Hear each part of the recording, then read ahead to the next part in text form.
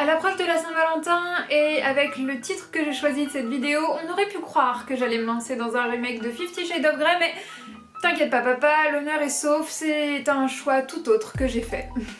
Bonjour à tous, j'espère que vous allez bien. Aujourd'hui, on va apprendre à chambrer le vin. Ça peut paraître un petit peu barbare, mais vous allez vite comprendre. C'est le mois de l'amour et bientôt on va célébrer la Saint-Valentin. Que vous soyez seul ou accompagné, vous avez sans doute fait le choix d'acheter une bouteille de vin plutôt stylée, alors raison de plus pour savoir comment s'en occuper. Chambrer le vin, qu'est-ce que c'est? D'où vient cette expression et comment est-ce que l'on procède? Quelles sont les choses à faire et à ne pas faire?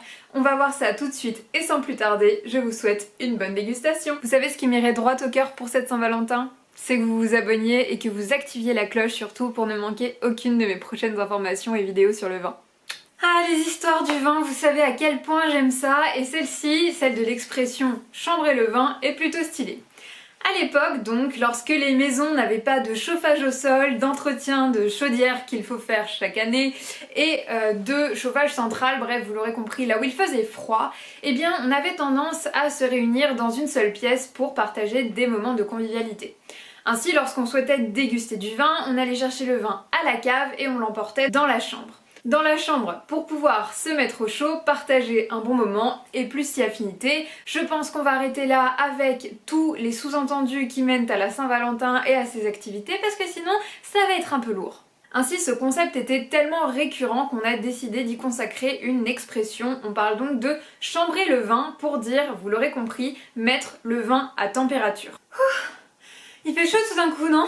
Allez, ça suffit. Vous l'aurez compris, à force de vous le répéter, le vin est un produit à la fois fragile et capricieux, raison de plus pour ne pas trop le brusquer avec la température. C'est pour ça que je vais vous expliquer comment est-ce qu'on doit mettre un vin à température. Et forcément, comme toujours, en fonction du type de vin, le procédé ne sera pas le même. Je vais essayer d'être claire et concise. Commençons par les vins blancs. Les vins blancs doivent être servis frais, vous avez dû l'entendre moult et moult fois.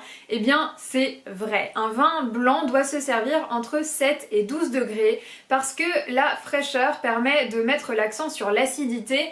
Et l'acidité, c'est ce qui plaît et c'est ce qui compose en grande partie le vin blanc. Ça permet donc d'offrir toutes les caractéristiques gustatives, donc tout le bouquet, tous les arômes que l'on cherche et également d'accroître toutes les sensations au niveau du goût. Rappelez-vous donc qu'un vin blanc doit se servir frais. En revanche, bien entendu, le vin rouge, c'est une toute autre histoire. En effet, pour le vin rouge, il est conseillé de le mettre à température pour la dégustation. Lorsque je parle de température, j'entends entre 14 et 18 degrés Celsius. En effet, un vin rouge à température permet, comme pour le blanc, de le laisser s'épanouir et de le laisser voir tous les arômes qu'il cache en lui. On dit que donc son bouquet s'ouvre progressivement. Attention, je dis bien à température ambiante pour les rouges et frais pour les blancs, puisque dans les deux cas, si le vin est trop chaud, eh bien tout ce qu'on va ressentir c'est uniquement de l'alcool. Donc c'est l'éthanol pur qui est extrêmement désagréable à la dégustation et on ne sentira plus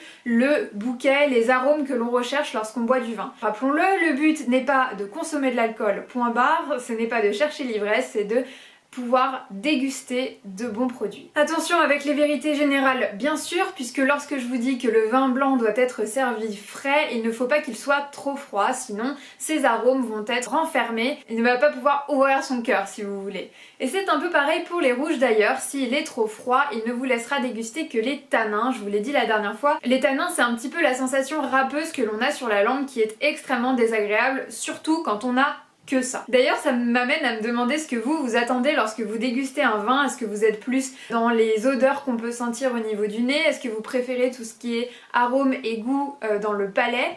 N'hésitez pas à me le dire, ça me fait très plaisir de le savoir, quels sont les vins que vous préférez, les régions peut-être si vous les connaissez, j'ai hâte de vous lire en commentaire. À partir de ce moment-là, il nous reste une question à aborder. Comment chambrer le vin? Si tout réside dans la confiance en soi, ça n'a pas de rapport. Ici, tout réside dans le rétro-planning. J'entends ici qu'il faut prévoir à l'avance le moment où on va servir le vin.